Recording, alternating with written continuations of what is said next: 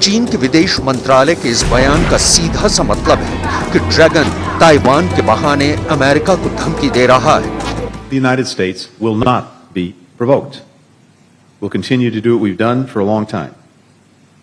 We'll support cross-strait peace and stability and a free and open Indo-Pacific. You'll see that in the days and weeks ahead. We will stick by our allies and partners and work with and through regional organizations to enable friends in the region to make their own decisions, free from coercion. We'll take further steps to demonstrate our commitment to the security of our allies in the region, including Japan. We will fly, sail, and operate wherever international law allows.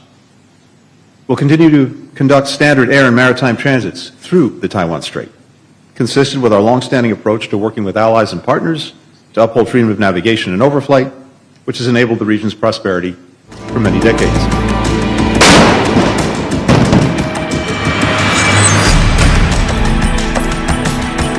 लेकिन दुनिया भर के रक्षा विशेषज्ञों का कहना है कि चीन ताइवान पर हमला तो जरूर कर सकता है, लेकिन इसके लिए उसे ताइवान से छोटी नहीं बल्कि एक बड़ी जंग लड़नी होगी और उसे ये जंग लड़ने के लिए 20 लाख सैनिकों की जरूरत पड़ेगी। लेकिन इसके बावजूद ये तय नहीं है कि इस युद्ध में चीन को जीत ही हासिल होगी। चीन के पास कुल एक्टिव सैनिकों की तादाद 20 लाख ही है। ऐसे सूरत हाल में सिर्फ एक जंग के लिए कोई भी देश अपने पूरे सैनिकों के इस्तेमाल से जरूर बचना चाहेगा।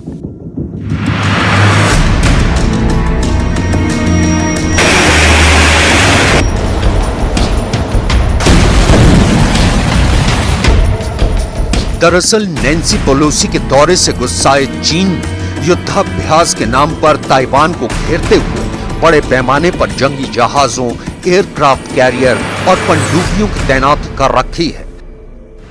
ताइवान का कहना है कि ये हमले की तैयारी जैसा दिख रहा है। चीन ने इस बार भी खुलेआम कहा है कि वो चीन की संप्रभुता का उल्लंघन करने वालों को कड़ा सबक सिखाना चाहता है और अगर इसके लिए उसे ताकत का इस्तेमाल भी करना पड़ा तो वो पीछे नहीं हटेगा। चीन के युद्धाभ्यास की वजह से ताइवान को कई शिपिंग रूट बंद करने पड़े हैं। यही वजह है कि इस वक्त दक्षिण चीन सागर जंग के लिए हॉटस्पॉट बना हुआ है। 美国众议长佩洛西不顾中方坚决反对和反复交涉，实际上在美国政府的纵容和安排下，明目张胆窜访中国台湾地区，这一倒行逆施，严重侵犯中国主权，严重干涉中国内政，严重违背美方所做的承诺，严重危害台海的和平稳定。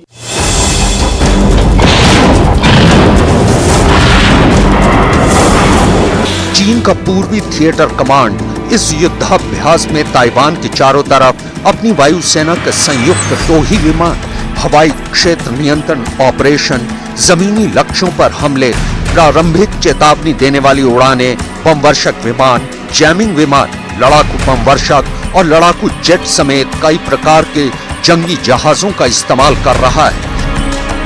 इस दौरान उसके कई बम वर्षक विमानों ने ताइवान स्ट्रेट में उत्तर से दक्षिण और दक्षिण से उत्तर तक उड़ानें भरी, जबकि कई लड़ाकू विमानों ने विध्वंसक युद्धपोतों के साथ संयुक्त अभ्यास किया। बीते 4 दिनों में चीन ने ताइवान के आसपास सैकड़ों विमान और ड्रोन उड़ाए और दर्जनों मिसाइलें दागी हैं।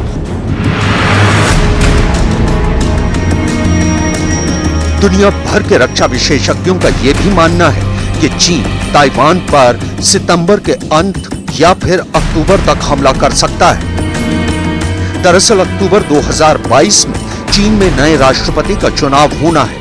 इस चुनाव में शी जिनपिंग की तीसरी बार ताजपोशी को तय माना जा रहा है।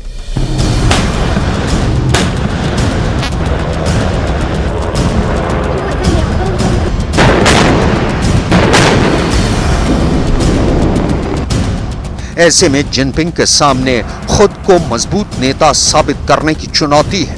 यही वजह है कि वो ताइवान के खिलाफ अपने सख्त रुख को पूरी दुनिया के सामने पेश करने के लिए बेचैन है।